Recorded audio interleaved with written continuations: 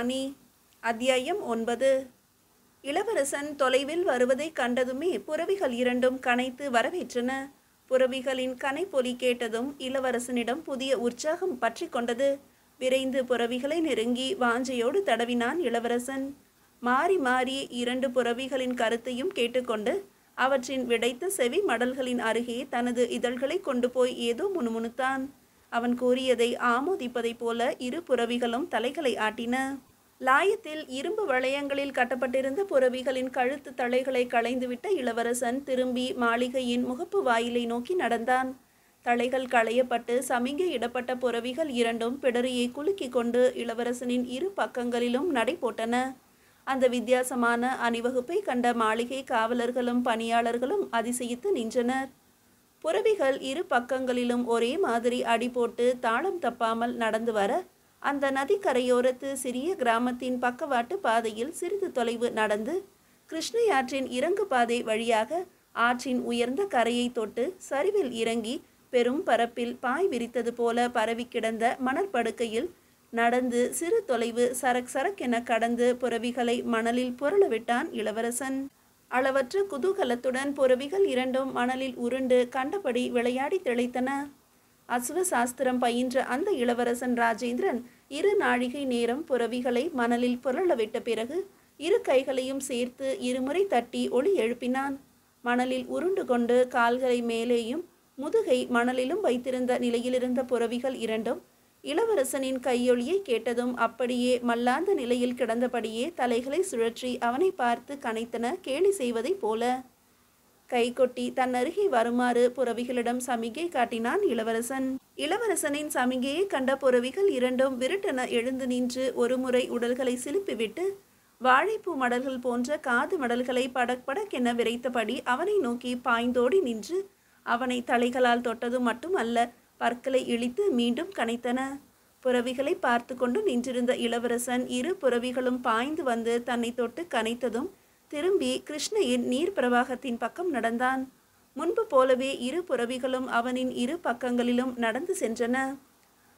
பல்லாயிரம் புறவிகளையும் யானைகளையும் காளைகளையும் வீரர்களையும் காலம் காலமாக கண்டும் சிறிதும் மாற்றமின்றி தனது நீர்க்கரங்களால் தாளமிட்டும் அலை எழுப்பியும் குணதிசை நோக்கி ஓடிக்கொண்டிருந்த புகழ்பெற்ற கிருஷ்ணையாறு அந்த நேரத்திலும் ஆதவனின் பொன்னிற ஒளி கதிர்கள் பட்டு தகதகத்து கொண்டிருந்தது.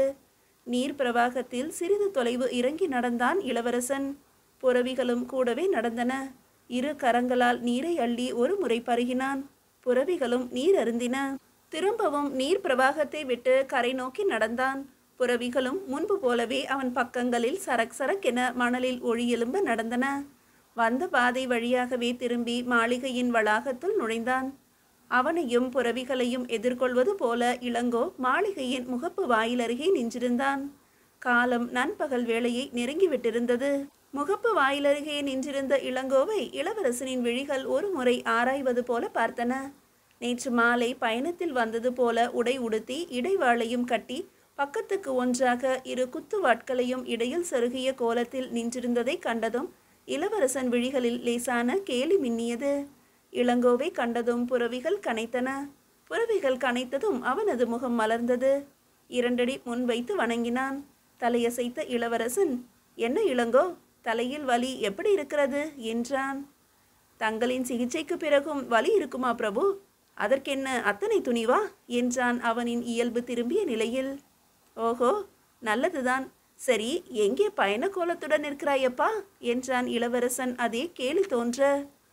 அப்படியானால் இப்போது நாம் பயணப்பட வேண்டாமா பிரபு என திடுக்கிட்டு கேட்டான் இளங்கோ. இன்றும் இங்குதான் தங்குகிறோம். நாளை விடியற் காலையில் புறப்படுவோம் என்ற இளவரசன் நிற்காமல் நடந்து கொண்டிருந்தான். புறவிகளும் நடந்தன. தனது புறவியும் இளவரசனின் பக்கத்தில் ஒரே சீராக தன்னை சிறிதும் சட்டை செய்யாமல் கரிய நிற புறவியின் காலடியோடு இணைந்து நடைபோட்டு செல்வதைக் கண்ட இளங்கோவுக்கு தனது புறவியின் மீது இனம் புரியாத சினம் துளிர்த்தது. அதே கணத்தில் புறவிகளை கூட தன் இஷ்டத்துக்கு மயக்கி வைத்து ஆட்டி படைக்கும் இளவரசனின் மேல் சிறிது பொறாமை கூட மூண்டது இளங்கோவின் சித்தத்தில். 5 அறிவு கொண்ட பிராணிகளே அவன் இச்சைப்படி நடக்கையில் தன்னை போன்ற மனிதர்களை அவன் வசப்படுத்துவதில் ஒன்றும் வியப்பில்லை என்றும் அவன் இதயம் எண்ணியது. தான் இன்னமும் அறிந்து கொள்ளாத பல ஆற்றல்களும் வல்லமையும் இளவரசனிடம் மறைவாக மண்டி கிடப்பதாகவும் இளங்கோவின் மனம் நினைத்தது. இளவரசனும் புரவிகளும் பல கெஜ தொலைவு சென்ற பின்னும் தான் நின்ற இடத்திலேயே நிற்பதை உணர்ந்த இளங்கோ திடுமென இளவரசனை நோக்கி ஓட்டமும் நடையுமாக விரைந்தான். அவன் ஓடி வரும் காலடி ஓசை கேட்டு திரும்பிய இளவரசன் என்ன என்பது போல பார்த்தான் இளங்கோவை. இளவரசி, நான் புரவிகளை லாயத்தில் விட்டு வருகிறேன், தாங்கள் அறைக்கு செல்லுங்கள் என்றான். அவனுக்கு உடன்பட்ட இளவரசன் சரி என்று இடப்பக்கம் திரும்பி மாளிகையை நோக்கி நடந்தான். புரவிகளோடு லாயத்திற்கு சென்ற இளங்கோ லாயத்தின் இரும்பு வளையங்களில் புரவிகளின் கழுத்து தலையை பிணைத்துவிட்டு தனது புரவியின் முதுகில் 2 அறை விட்டான். நன்றி கெட்ட ஜென்மமே, என்னை மதிக்காமல் இளவரசரை கதியென திமிரோடு நடக்கிறாயா என்றான். அரைப்பட்ட அந்த சாம்பல் நிற புரவி முதுகை நீட்டி நெளிந்து ஹீ என்று கனைத்தது. அந்த நேரத்தில் விடுதி பணியாளன் ஒரு புல்கட்டை தலையில் சுமந்து வந்தான். விழிகள் மின்ன இளவரசனின் புரவி புல்கட்டை திரும்பி பார்த்தது. முதல் நாள் மாலையில் இளவரசனின் கருநிற புரவியிடம் உதை வாங்கிய பணியாளன் தான் புல்கட்டை சுமந்து வந்தான். வந்தவன் சில தப்படிகள் தள்ளியே நின்றான் பயத்தோடு. அவன் பயத்தின் காரணம் புரிந்து கொண்ட இளங்கோ அவன் தலைமீதிருந்த புல்கட்டை வாங்கி அவிழ்த்து 2 புரவிகளுக்கும் சிறிதளவு புற்களை அள்ளி போட்டான். அவை ஆவலோடு பரபரவென புல்லை தின்ன தொடங்கியதும் மாளிகையை நோக்கி நடந்தான். அப்படி நடந்த போதே நேற்று இரவில் அடிவாங்கிய பகுதியை தாண்டிய போது நேற்றைய சம்பவம் அனிச்சையாக நினைவில் துள்ளி வந்தது. அவன் அறியாமல் அவன் கரம் பின் மண்டையை தடவி பார்த்தது ஒரு முறை. சில நாழிகைகளில் தனது மண்டை வீக்கத்தையும் வலியையும் போக்கிய இளவரசனின் தைல மருந்தை எண்ணி அவன் இதயம் வியந்தது. அந்த கணத்திலும் தன் இளவரசனை நினைத்து இதயம் பூரிப்பை உணர்ந்தது. தனது தலை வீக்கத்திற்கும் இளவரசனே பரிவோடு தைலம் தடவி சிகிச்சை செய்ததை நினைத்ததும் நெகிழ்ந்து போனான் அவன். வெகு விரைவில் இளவரசனிடம் உள்ள அபூர்வமான வர்ம கலையை கற்றுக்கொள்ள வேண்டும். அதற்கு உரிய முக்கிய தகுதியான நிதானத்தையும் பக்குவத்தையும் பயிற்சி பெற்று இளவரசனின் நம்பிக்கையையும் பெற வேண்டும் என்றெல்லாம் மனதுக்குள் சங்கல்பித்து கொண்டே அறையை அடைந்தான். இளங்கோ அறைக்குள் நுழைந்தபோது சிந்தனை தோய்ந்த முகத்தோடு இளவரசன் அறைக்குள் குறுக்கும் நெடுக்குமாக கைகளை பின்பக்கம் கோர்த்த வண்ணம் நடந்து கொண்டிருந்தான். ஓசை எழும்பாமல் அறைக்குள் நுழைந்த இளங்கோ அசையாமல் கதவருகே நின்றுவிட்டான். அவன் அறைக்குள் நுழைந்ததையும் அப்படியே அசையாமல் நிற்பதையும் சில வினாடிகள் கழிந்த பின்பே கண்ட இளவரசன் ராஜேந்திரன், ஏன் அப்படியே நின்றுவிட்டாய் இளங்கோ என்றான். தாங்கள் ஏதோ பெரும் சிந்தனையில் ஈடுபட்டிருப்பதாக தெரிந்தது. அதற்கு இடையூறு நேரக்கூடாது என்பதற்காக இப்படியே நின்றேன் இளவரசே. ஓ சரி என்ற இளவரசன் சொன்னபோது அறைக்கு வெளியே காலடி சத்தம் கேட்டது. இளங்கோ திரும்பி பார்த்தான். அங்கே விடுதி காரியஸ்தனும் ஒரு பணியாளனும் நண்பகல் உணவு தட்டுக்களுடன் வந்து நின்றனர். உணவு வந்திருக்கிறது பிரபு என்றான் இளங்கோ. வரச்சொல் என்பது போல தலையசைத்தான் இளவரசன். உணவு கலன்களை அறைக்குள் கொண்டு வந்து வைத்துவிட்டு சென்றனர் காரியஸ்தனும் பணியாளனும். கதவை தாழிட்ட பின் இளவரசனுக்கு உணவு பரிமாறிவிட்டு தானும் உண்டு முடித்தான். உணவருந்தும் போதும் ஏதும் பேசாமலே ஏதோ கடமைக்கு உண்பது போல உண்டு முடித்தான் இளவரசன். அன்று நண்பகல் முடிந்து மாலையும் நகர்ந்த போதும் இருவரும் ஒருவரோடு ஒருவர் பேசிக்கொள்ளவில்லை. இளங்கோ அவன் போக்கில் பலமுறை புரவிகளை பார்வையிட்டும் தீனி போடப்பட்டதை உறுதிப்படுத்தி கொண்டும் முன்னிரவில் அறைக்கு திரும்பி கதவை தாழிட்டுவிட்டு படுக்கை விரிப்பை விரித்து சாய்ந்தான். முன்னிரவு கழிந்த நாழிகை. இளவரசனும் விழித்தபடியே கட்டிலில் சாய்ந்திருந்தான். அப்போது அவனது அறை கதவை யாரோ பலமாக பல முறை தடதடவென தட்டுவதை உணர்ந்த இளவரசனும் இளங்கோவும் ஒரே வினாடியில் படுக்கைகளை விட்டு எழுந்து நின்று, யாரது என்றனர். நான் தான் பிரபு, காரியஸ்தன், மன்னிக்க வேண்டும், ஒரு அவசரம் என்றான் படபடத்த குரலில். அவன் அறை கதவை தட்டிய முறையிலேயே ஏதோ அசாதாரணத்தை உணர்ந்து கொண்ட இளவரசன் கட்டில் அருகிலிருந்து கதவை நெருங்குவதற்குள் இளங்கோ கதவை திறந்து விட்டிருந்தான். கதவு திறந்ததும் மூச்சிறைக்க அறைக்குள் அடி வைத்த காரியஸ்தன் தலை தாழ்த்தி வணங்கியபடியே, ஒரு வீரன் முதுகில் கத்தியால் குத்தப்பட்ட நிலையில் புரவியின் முதுகில் கவிழ்ந்த நிலையில் வந்து சேர்ந்திருக்கிறான் பிரபு. அவனை பார்த்தால் தமிழ் வீரன் போல தெரிகிறான். மயங்கிய நிலையில் அவனை சுமந்தபடி அவன் புரவி நமது மாளிகை வளாகத்திற்குள் சற்று முன்பு நுழைந்துள்ளது பிரபு என கிடுகிடுவென்ற சொற்களை கொட்டி தீர்த்தான் காரியஸ்தன். ஓ அப்படியா, இரு வருகிறேன் என்ற இளவரசன் சைகை காட்ட இளங்கோ தங்களின் பயண பையிலிருந்த மருந்து குப்பிகள் கொண்ட பையை எடுத்துக்கொண்டு கிளம்பும் முன் இளவரசன் விரைந்து நடந்தான். காரியஸ்தன் பின்தொடர்ந்து ஓடி வர வாயில் அருகே வீரனை சுமந்து வந்த புரவி நின்றிருந்தது.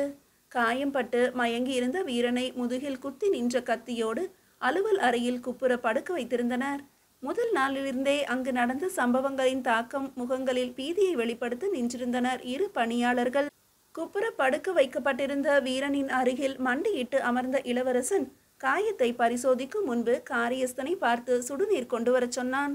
மருந்து குப்பிகளுடன் இளவரசனை நெருங்கிய இளங்கோவிடம் பயண பையில் தனியே புது துணி முடிச்சு ஒன்று இருப்பதை எடுத்து வரவும் பணித்தான்.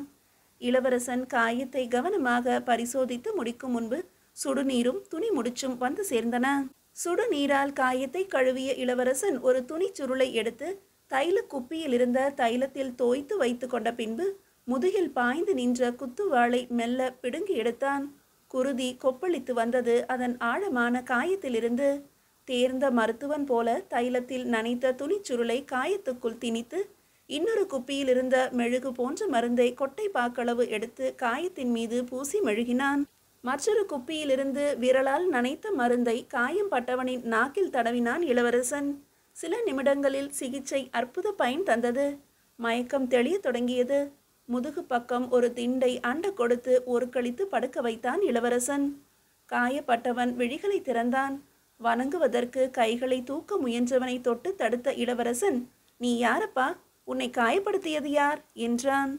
பிரபு, நான் கிளியூர் இளவரசியாரின் மெய்க்காவலன். தாங்கள் சில நாட்களுக்கு முன்பு வாழ்போர் செய்தீர்களே, அந்த மாளிகையில் அப்போது எங்கள் இளவரசியாரும் தங்கியிருந்தார். தங்களின் போரை கூட கண்டிருக்கிறார் என நிறுத்தி நிறுத்தி கூறினான் அந்த வீரன். கிளியூர் இளவரசியா? ஏன் அங்கு வந்தாள் உன் இளவரசி? பல ஊர்களையும் முக்கிய ஸ்தலங்களையும் சுற்றி பார்க்கும் ஆசையுடன் வந்தார்கள். அங்கிருந்து தாங்கள் புறப்பட்ட அன்றுதான் எங்கள் இளவரசியாரும் பயணப்பட்டார்கள். சிவிகையில் ஒரு அணுக்க தோழி உடன் வர பயணம் செய்தார்கள் என்ற வீரன் சிறிது மூச்சு வாங்கி கொண்டு தொடர்ந்தான். நேற்றிலிருந்து பொட்டல் வெளி பாதையில் வந்ததால் சிவிகை தூக்கிகள் சோர்ந்து விட்டார்கள். பொட்டல் வெளி முடிந்த பின்பு பசுமை தெரிந்த இடம் வந்தபோது இங்கேயே இரவை கழித்து நாளை பயணம் தொடரலாம் என இளவரசி உத்தரவிடவே சிறு கூடாரம் அடித்தோம். இளவரசியாரும் ஓய்வெடுத்தார்கள் என்ற வீரனை இடைமறித்த இளவரசன், நீங்கள் மெய்க்காவலர்கள் எத்தனை பேர்? சிவிகை சுமப்பவர்கள் எத்தனை பேர் என்றான். நாங்கள் 4 சிவிகை சுமப்பவர்கள் என்மர் பிரபு. சரி கூறு என்ற இளவரசன் காரியஸ்தனை பார்த்து, இவன் அருந்துவதற்கு ஒரு குவளை பால் கொடும் காரியஸ்தரே என்றான். முன்னிரவு கழிந்த நாழிகையில் ஆயுதமேந்திய 7-8 பேர் எங்களை சூழ்ந்தனர். மெய்க்காவலர்களாகிய நாங்கள் எதிர்த்து போரிட்டோம். எங்கள் இளவரசியாரும் அவர் தோழியும் வாளேந்தி போரிட்டனர். மேலும் 2 அவர்கள் பக்கம் வந்து சேர்ந்தனர் என்ற வீரனை பார்த்து, சிவிகை தூக்கிகள் என்ன செய்தார்கள் என்று கேட்டான் இளவரசன் சுறுசுறுவென்ற சினத்துடன். அவர்கள் நிராயுதபாணிகள் பிரபு, அத்துடன் சோர்ந்து அயர்ந்திருந்தனர் என்றான். அப்போது பால் கொண்டு வந்து கொடுத்த காரியஸ்தன் வீரனிடம் பால் குவளையை நீட்டினான். பாலை வாங்கி மடக் மடக் என்று அருந்தினான் வீரன். பிறகு என்று தூண்டினான் இளவரசன். போரின் நிலையை கணிக்க இயலவில்லை பிரபு. நான் மட்டும் நழுவி இந்த மாளிகை பக்கம் வந்து உதவி பெற்று செல்ல புரவி மீது தாவி ஏறினேன். பின்னால் இருந்து கத்தி வீசிவிட்டார்கள். பாதி தொலைவில் பிரங்கை இழந்தேன் என்ற வீரனிடம் பதைப்பு தெரிந்தது. இந்த மாளிகையை பற்றி நீ முன்பே அறிவாயா? அறிவேன் பிரபு. இங்கிருந்து கால் காதத்துக்கும் குறைந்த தொலைவில்தான் கூடாரம் அடித்து தங்கினோம் என்றான் வீரன். சரி, நீ ஓய்விடு என்ற இளவரசன் இளங்கோவை பார்த்து, நம் புறவிகளை கொண்டு வா இளங்கோ விரைவில் என்றவன் மருந்து பையை கொண்டு போய் அறையில் வைத்துவிட்டு மேலும் ஒரு குத்துவாளை இடையில் செருகி கொண்டு வாயிலை நெருங்குவதற்குள் புறவிகளை கொண்டு வந்து நிறுத்தியிருந்தான் இளங்கோ. காயம்பட்டிருந்த வீரனை ஓய்வெடுக்க பணித்த இளவரசன் இளங்கோவால் வாயிலில் கொண்டு வந்து நிறுத்தப்பட்டிருந்த தனது புறவியில் தாவி ஏறினான். இளங்கோவும் தனது உடைவாளையும் 2 குத்துவாட்களையும் அணிந்து கொண்டு புறவியில் பாய்ந்து ஏறி இளவரசனை பின் தொடர்ந்தான். நேற்று இரவிலிருந்து ஓய்வில் இருந்த 2 புறவிகளும் புயலென பாய்ந்து சென்றன. அவர்களின் புறவிகள் பாய்ந்து செல்வதை கண்ணுற்ற மாளிகை காவலரும் காரியஸ்தனும் ஏதும் பேசாமலும் லேசான திகிலோடும் நின்றிருந்தனர். 2 புறவிகளில் இளவரசனும் அவனது மெய்க்காவலனும் கிளம்பி சென்ற பின்னும் சிலைகளென சமைந்து நின்ற காரியஸ்தனை ஒரு கணம் பார்த்த காயம்பட்ட வீரன், ஐயா, நீங்கள் யாரும் இளவரசருடன் செல்லவில்லையா? எனது புறவி நிற்கிறதே, அதில் செல்லலாமே என்றதும் தனது வீரர்களை பார்த்தான் காரியஸ்தன். அவர்களில் யாரும் ஆயத்தப்படுவதாக தெரியவில்லை. ஆனால் காயம்பட்டு இளவரசனால் சிகிச்சை அளிக்கப்பட்ட வீரனின் மனம் மட்டும் பரபரத்தது. மெல்ல கையை ஊன்றி எழுந்து நின்றான். முதுகில் பட்ட குத்துவாள் காயத்திலிருந்து பெரிய அளவில் வலி ஏதும் தெரியவில்லை. இடைக்கச்சையை சரி செய்து கொண்டு 2 அடி எடுத்து வைத்த அந்த வீரனை, "நில் வீரனே" என்ற காரியஸ்தனின் சொற்கள் தடுத்து நிறுத்தின. "ஏன் பெரியவரே என்னை தடை செய்கிறீர்? இளவரசரும் மெய்க்காவலரும் ஆபத்தில் சிக்கி இருப்பவர்களுக்கு உதவிக்கரம் நீட்ட ஓடோடி செல்லும் போது தாங்களும் தங்கள் வீரர்களும் சிறிதும் உணர்ச்சியற்று நிற்கிறீர்கள். நானாவது போகலாம் என்று கிளம்புகிறேன், என்னையும் தடை செய்கிறீர். இதுதான் தமிழ் வீரர்களின் பண்பா?" என்றான் வெறுப்பு நிறைந்த குரலில். "வீரனே, இங்கிருக்கும் வீரர்கள் முறையான போர் பயிற்சியும் புறவி ஏற்றமும் கற்றவர்கள் அல்லர். உன்னை இளவரசர் ஓய்வெடுக்க ஆணையிட்டு சென்றிருக்கிறார். உனது சொற்களில் உணர்ச்சிகளின் மெய்யான மனித நேயம் நிறைந்திருக்கிறது. நான் செல்கிறேன், நீ ஓய்வெடு. இளவரசனின் ஆணையை மீற வேண்டாம்" என்ற காரியஸ்தன் தனது அறையில் பல நாட்களாக பயன்படுத்தப்படாமல் சுவரில் மாட்டியிருந்த வாளுரையை எடுத்து கச்சையில் கட்டிக்கொண்டு விரைவாக நடந்து காயம்பட்ட வீரனின் புரவி மீது தாவி ஏறினான். மீசை நரைத்த அந்த காரியஸ்தனின் மிடுக்கான நடையையும் ஒரு இளைஞனைப் போல அவன் தனது புரவி மீது தாவி புரவியை நடத்தியதையும் நின்று பார்த்து கொண்டிருந்த காயம்பட்ட வீரனின் இதழ்கள் எந்த நிலையிலும் தமிழரின் வீர உணர்ச்சி மட்டும் தாழ்ந்து போவதில்லை என்று முணுமுணுத்தன. காரியஸ்தன் சென்ற பிறகும் இந்நேரம் தன் இளவரசியும் மற்றவர்களும் என்ன ஆனார்களோ என்ற கவலை அவன் இதயத்தை சூழ பதை பதைப்புடனேயே நின்றிருந்தான் அந்த காயம்பட்ட வீரன். மீதியை அடுத்த அத்தியாயத்தில் காணலாம்.